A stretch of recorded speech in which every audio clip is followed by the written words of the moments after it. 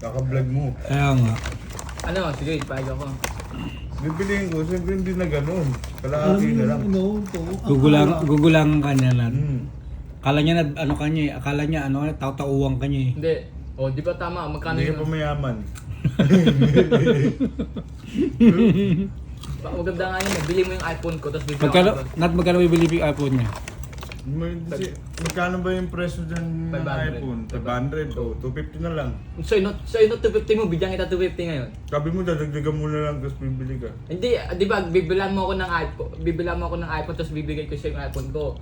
So, kung magkano yung pera na ibibigay mo sa akin, ayun ang hihulog mo sa ano. 250, bili ko 250. Ano, share mobile? Saan nakakabili nun? Ano, G? 250, magkano na yung 250 laki? Pwede na yun, i-ano mo sa ano, pero pangalan Pag mo. kinonvert mo sa pera natin, magkano na yung 250? 10,000 na. Pero pangalan mo ilalagay ko sa ano, sa kapag naghuhulog Ito ako. ito na yung ito na yung mga move na lucky move budol. Nakabulog ka lang. Yun yung budol move ni Lucky. Hindi dapat ako na lang kumuha ng cellphone na ganun.